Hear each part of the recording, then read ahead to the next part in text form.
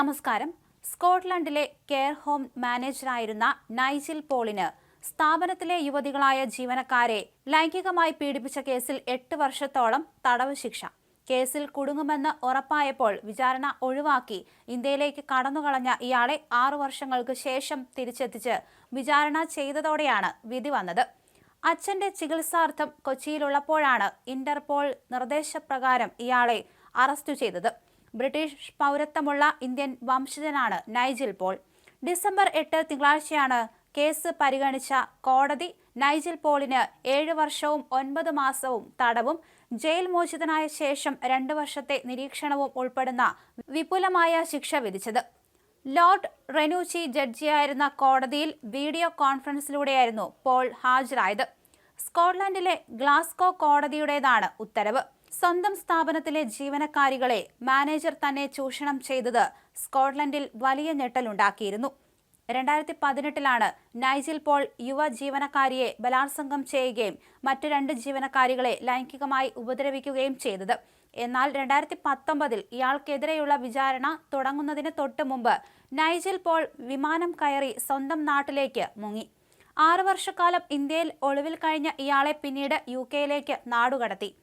Glasgow ഹൈക്കോടതിയിൽ നടന്ന വിചാരണയിൽ ഇയാൾ ബലാത്സംഗം ഉൾപ്പെടെയുള്ള കുറ്റങ്ങൾ സമ്മതിച്ചു. ജഡ്ജി ലോർഡ് റെനൂച്ചി ഇയാൾക്ക് 7 വർഷവും 9 മാസവും തടവും കൂടാതെ മോചിതനായ ശേഷം 2 വർഷത്തെ നിരീക്ഷണ കാലയളവും ഉൾപ്പെടെയുള്ള ശിക്ഷയാണ് വിധിച്ചത്. കേസിൽപ്പെട്ടതോടെ ഇയാൾ കൊച്ചിയിലേക്ക് മുങ്ങുകയായിരുന്നു. നയതന്ത്ര ഇടപെടലിലൂടെയാണ് തിരിച്ച് എത്തിച്ചതും വിചാരണ നടത്തിയതും. കുറ്റം സമ്മതിച്ച ശേഷവും ഇരകളെ പഴിചാരാനും താൻ ചെയ്തതിനെ ന്യായീകരിക്കാനും നൈജിൽ പോൾ ശ്രമിച്ചത് കോടതിയുടെ ശ്രദ്ധയിൽപ്പെട്ടു. ഇതൊരു ബലാത്സംഗമായിരുന്നു, നിങ്ങൾ 1% പോലും ഉത്തരവാദിത്തം ഏറ്റെടുക്കുന്നില്ല എന്ന് ജഡ്ജി നൈജിൽ പോളിനോട് തുറന്നടിച്ചു. ഇയാൾ ചെയ്തത് മുൻകൂട്ടി ആസൂത്രണം ചെയ്ത കുറ്റകൃത്യങ്ങളാണ് എന്നും ചെറിയ പ്രായത്തിലുള്ള നിസ്സഹായരായ സ്ത്രീകൾക്ക് ഇയാൾ ഒരു ഭീഷണിയാണ് എന്നും ജഡ്ജി വിധിന്യായത്തിൽ എടുത്തു പറഞ്ഞു. യുവതികൾക്ക് ഇയാളൊരു അപകടകാരിയാണെന്ന് വിലയിരുത്തിയതിനെ തുടർന്ന് ആജീവനാന്തം സെക്സ് ഒഫൻഡർമാരുടെ രജിസ്റ്ററിൽ ഉൾപ്പെടുത്താനും കോടതി ഉത്തരവിട്ടു. നൈജിൽ പോളിന് ലൈംഗികാതിക്രമ കേസുകളിൽ 7.25 വർഷം തടവ് ശിക്ഷയാണ്. 47 വയസ്സുകാരനായ പോളിനെ 6 വർഷത്തിന് ശേഷമാണ് UK കൈമാറിയത്.